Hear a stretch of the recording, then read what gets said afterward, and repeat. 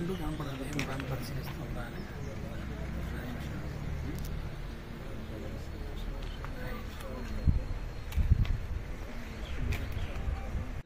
Market కనపడుతుంది sir.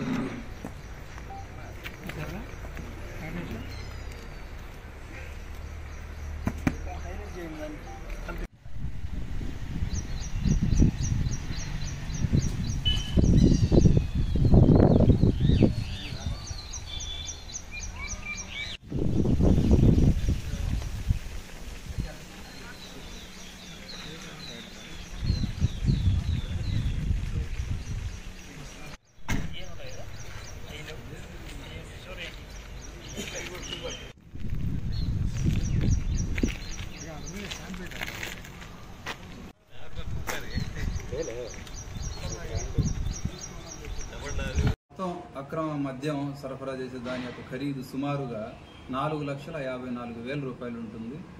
మొత్తం bottles వచ్చేసి 1236 ఫుల్ బాటిల్స్, బీర్ టిన్స్ వచ్చేసి 72 బీర్ టిన్స్. వీటన్నిటి విలువ 4,50,000 సుమారుగా.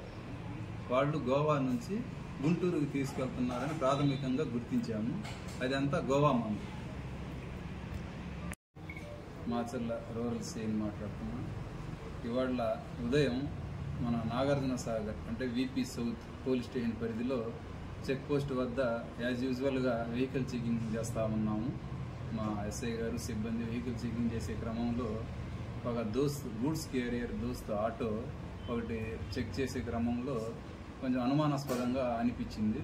వాళ్ళు మొక్కజొన్న కండెలు చుట్టూ లోడుకి వేసుకొని దానికి మధ్యలో గోవా మద్యం పెట్టుకొని అక్రమంగా లిక్కర్ సరఫరా చేస్తున్నారని చెప్పేసి గుర్తించడం జరిగింది. వాళ్లలో ఒకతను గుంటూరుకు చెందిన వ్యక్తి, డ్రైవరు మన మాచర్లకు సంబంధించిన వ్యక్తి. వాళ్ళిద్దరిని అదుపులోకి తీసుకొని మొత్తం విచారిస్తే వాళ్ళు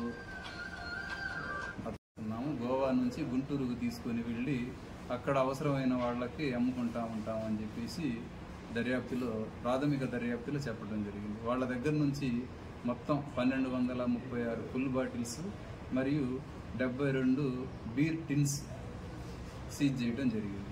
వాళ్ళ మీద కేసు దర్యాప్తు చేసి కోర్టుకి పెట్టడం జరుగుతుంది. ఇంకా దర్యాప్తులో ఇంకా ఏదైనా విషయాలు వెలుగులోకి వస్తే వాటి మీద కూడా కఠిన చర్యలు తీసుకోవడం జరుగుతుంది.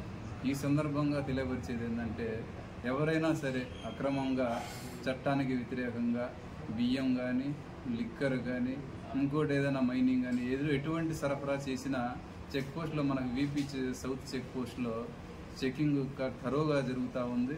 ఖచ్చితంగా పట్టుకొని వాళ్ళ మీద కఠిన చర్యలు తీసుకుంటామని చెప్పి తెలియజేస్తా ఉన్నాం.